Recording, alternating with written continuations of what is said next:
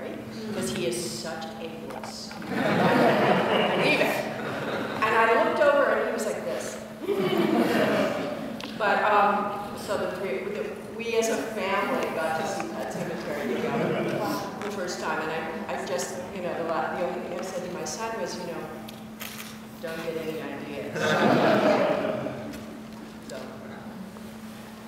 What else? Oh, yes, Simon. So you brought up sexism towards women in the film industry. When you were working on season 1 of Star Trek: The Next Generation, Gates McFadden was, I remember her talking about in the Blu-rays of the TNG, that she felt there was a lot of sexism in the first season of Star Trek. Could you talk a little bit about that and maybe let us know your feelings towards that?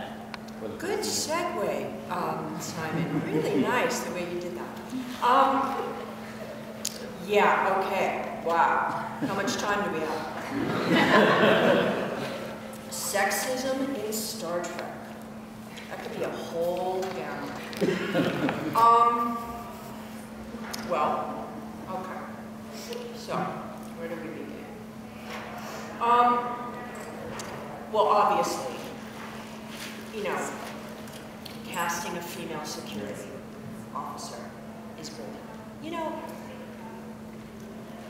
but I say bold with italics around it because, yes, but at this point in time, it was the 80s, and come on, I mean, you know, what else? It wasn't really that, you know, it was right to do so, and it would have been kind of silly not to.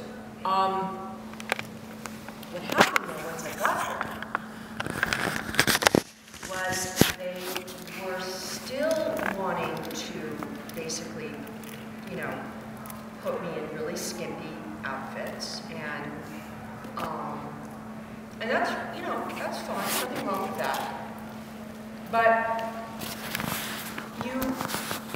we were not in 1966 anymore, and I needed to have a presence, and I was asking for them. You know, it's not enough to make a token female security guard, chief of security, not security guard, forgive me, chief of security, and not have her handle missions, I mean, really full out. And that first year, I gotta say, was all over the place. It was chaotic, it was a bit of a mess, but often first year television shows are. It takes a while for things to settle and for you to get locked into what is this show really about? Who am I? What am I doing here? The writers weren't really allowed to kind of work with us. They weren't allowed to come on the set. They were kept away from us.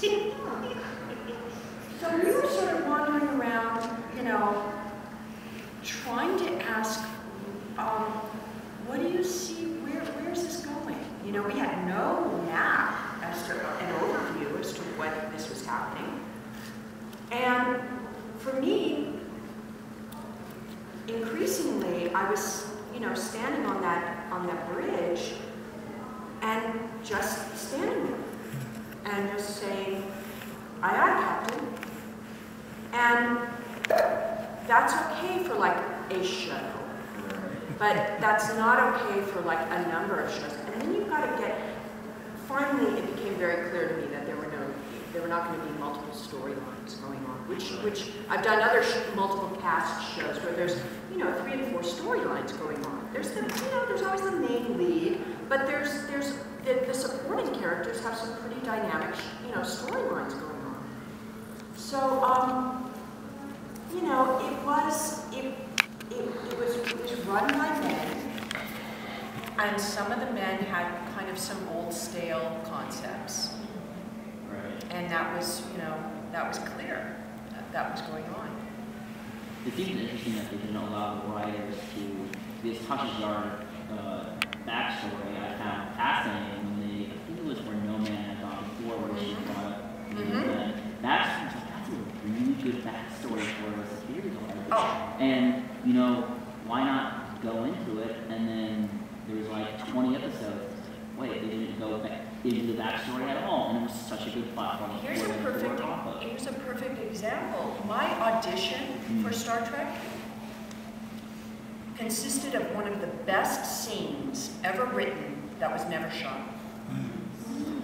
It involved me, Tasha being sent to have a session with Counselor Troy.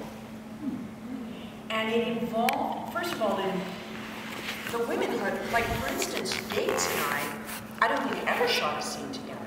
Very rarely were we ever on screen together. Marina, only for the fact that we were on the bridge together, but not really.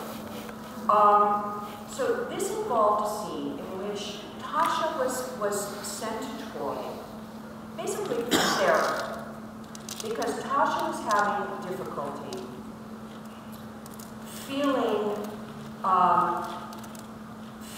genuinely in charge and authentic on the bridge, which was a wonderful scene because it keys you into the vulnerability of Tasha Yar, which I was always looking for areas to explore, because I love the conflict of a woman who seems so together and so in charge and so capable, and yet inside is this frightened, lonely child.